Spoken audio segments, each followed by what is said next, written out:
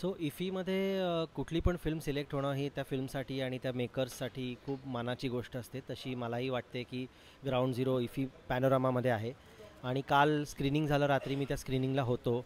फुल house होतं आणि लोक अतिशय चोखंदळ प्रेक्षक आहे असं मला वाटतं, कारण इफीमध्ये वर्षानुवर्ष फिल्म्स बघून तो प्रेक्षक वर्ग पूर्णपणे तयार झाला असतो फिल्मला नीट त्याचं रसग्रहण करायला. तर मला असं वाटतं की अशा प्रेक्षकांसमोर आपली फिल्म दाखवणं आणि त्या प्रेक्षकांकडून चांगला रिस्पॉन्स येणं ही खूप मोठी पावती आहे, आणि त्यामुळे एक कॉन्फिडन्स आपला वाढतो.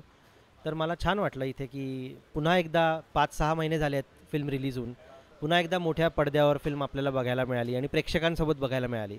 मजा आली. मला खूप चांगला लागला. इनफॅक्ट काल रात्री पहिल्यांदा प्रेक्षकांशी बोलल्यानंतर आज सकाळी पुन्हा मला ते काही लोक भेटले जे काल भेटू शकले नाहीत, आणि त्यांनी थांबवून थांबवून त्याच्याबद्दल अनेक गोष्टी दाखवल्या. काही गोष्टी मला निदर्शनाला आणून दिल्या की हे आम्हाला आवडलं, हे मला आवडलं. तर अनेकदा असं होतं की फिल्ममधल्या बारीक बारीक गोष्टींचा आपण विचार केला नसतो, किंवा त्या आपसूक झालेल्या गोष्टी असतात, किंवा तर त्या प्रेक्षक ते पकडतात आणि चांगल्या अर्थाने ते तुम्हाला सांगतात की अरे हे आम्हाला आवडलं आहे, किंवा हे तुमच्या फिल्ममधली अशी गोष्ट आहे जी आम्हाला दिसली. तर याच्या मागचा उद्देश काय, म्हणजे उदाहरणार्थ एक कॅरेक्टर बसला आहे, त्याच्या मागे तो ऑफिसर आहे BSF मधला, त्याच्या मागे त्याच्या आधीचे असलेल्या ऑफिसर्सची एक लिस्ट आहे. त्या लिस्टचं सगळ्यात खालचं जे नाव आहे जे दिसतं आहे ते मी स्वतःचं नाव लिहिलं आहे. तर हे अतिशय कमी लोकांना ते पकडता आलं, आणि ते मग रिलेट करून जेव्हा प्रेक्षक मला येऊन सांगतात तेव्हा मला लक्षात येतं की प्रेक्षकांची नजर एकदम चांगला आहे अगदी अगदी.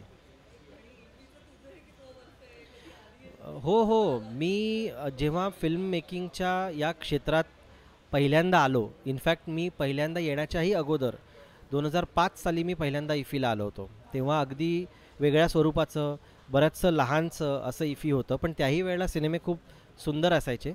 आणि नंतर मग येणाऱ्या मागच्या 20 वर्षांमध्ये मी जवळजवळ 3-4दा इफीला येऊन गेलो आहे. त्यामुळे मी इफीला येत असतो असं मी म्हणायला हरकत नाही आहे.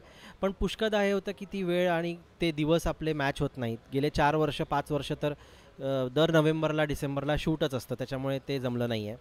परंतु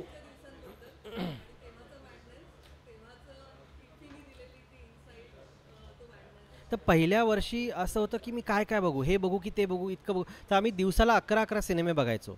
तर त्यावेळेला इफी जास्त दिवसही चालायचं, म्हणजे तेव्हा 11 दिवस चालायचं. तर आम्ही 11 दिवसांमध्ये जवळजवळ 42 सिनेमे बघितले होते पहिल्या वर्षी.